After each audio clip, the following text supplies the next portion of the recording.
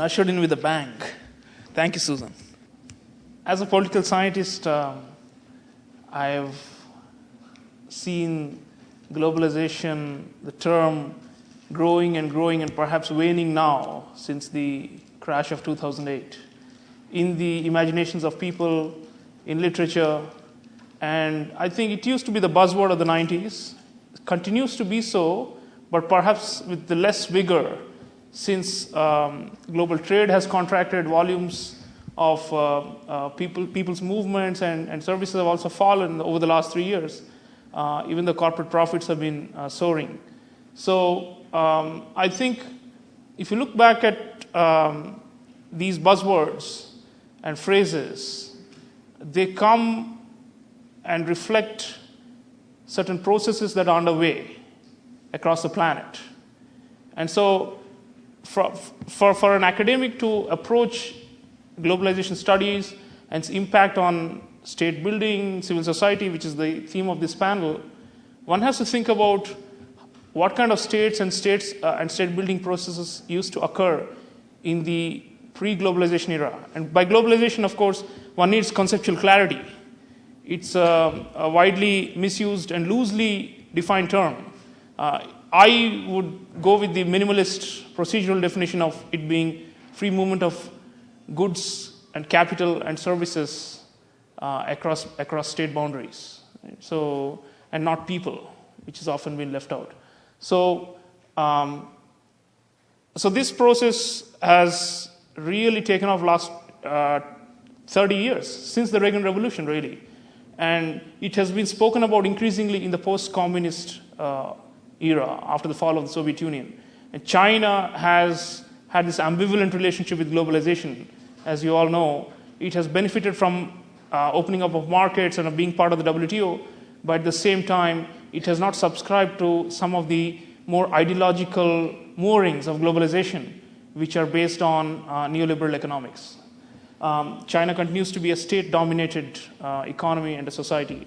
So we have a situation now since the fall of 2008 where globalization has lost some of its sheen, I would argue, and where talk increasingly veers around regulation, which is the antithesis of globalization the way I have just defined it. Free movement of goods, capital, and services across borders. So you have a situation now, I think, where states and forms of state themselves have been affected by these varying tides of popularity about globalization.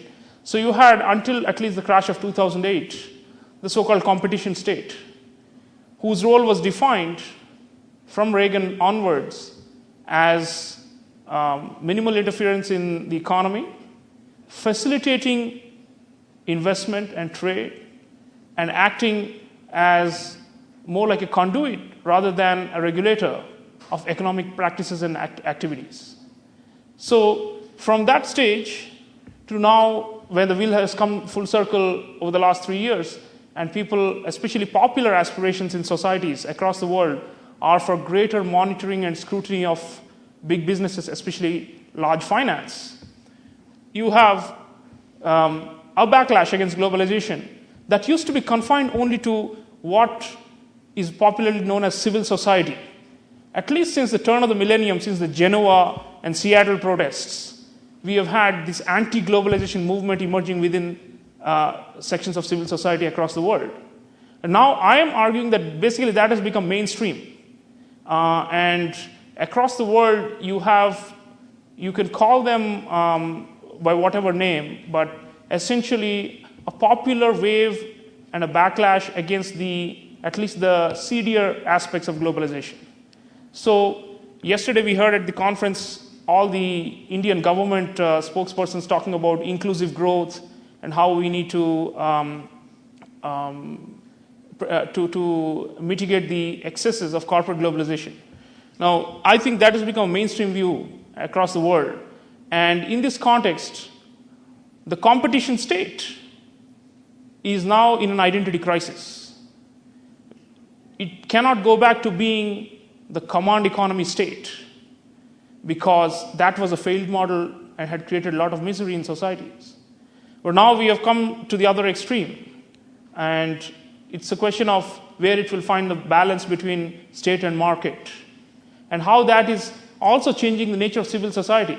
It's an ironic relationship. Civil society, which is generally understood to be a third sector, which is neither business nor state, right? It's supposed to be an independent force of its own. Civil society, especially in the organized form, in the form of NGOs and intergovernmental organizations, mushroomed primarily in the capitalist world during the Cold War, backed by the liberal ethos of doing good, saving lives, charity, welfare, development, all these concepts.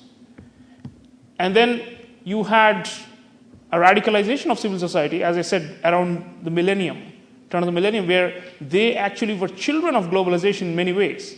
If you do a word count of the number of registered NGOs in the world in 1970 and in 1995, they would have multiplied hundreds of folds. And a lot of this has to do with more disposable income, more rich people who are willing to donate, more states which are willing to give to these causes for various reasons of their own, and corporations and foundations giving out and creating this whole NGO sector around the world. I've been a great critic of the NGOization of the public sphere, because I've always argued that you need citizens coming together voluntarily to solve their problems and the problems of the world without donors, without grants, and without subventions from states or corporations or foundations. And I've always believed in a more radical vision, if at all there is one, of civil society.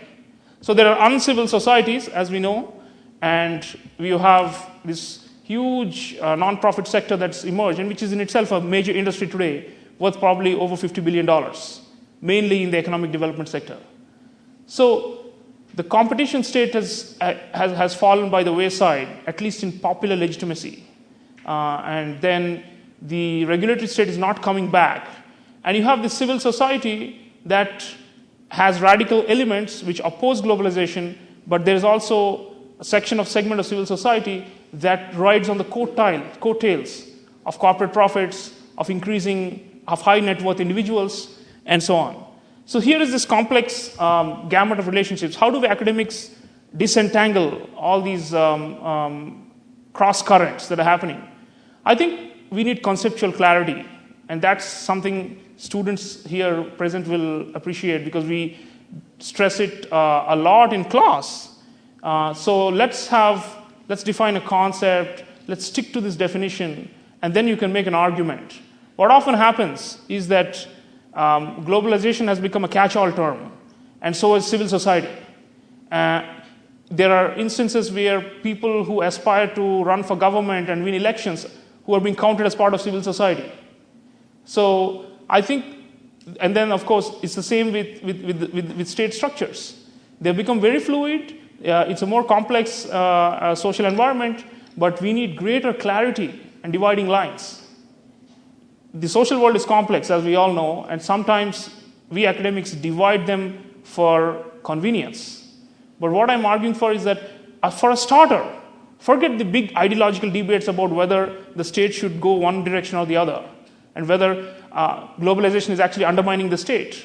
There's, of course, an argument that the whole process of globalization has been unleashed to break down governments. Why do we have so-called failed states in some parts of Africa, especially in Africa?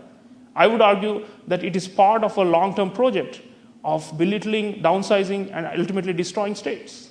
It's nothing to do with societies or with cultural attributes. Right? So, I mean, people have been arguing, for example, there's this scholar called Chester Crocker, who's written about Africa and about failed states, and the whole argument is about how these societies are not able to come together and form consensus, and therefore there's breakdown of trust. I would argue that these have been deliberately sabotaged. So, and for what purpose? For capital to penetrate, for business to expand, and for spaces to be created which can be filled in by various actors who are powerful, states and non-states. So I think I've presented a very muddled picture, but that's how the social reality is. But to begin with, if academics come together and apply minimum standards and apply yardsticks of definition. What is democracy, for example? There are like so many definitions flying around. There's a minimalist one, a maximalist one, and so many in between. I would say that as academics, we need to stick to one, clarify which one we are following right at the outset, and then make our arguments. Because at the end of the day, we cannot really transform very much through academic arguments. As a preceding speaker said, it's actions that speak louder than words. But for action to be based on clarity of thinking, we need conceptual clarity. So I will end there. Thank you.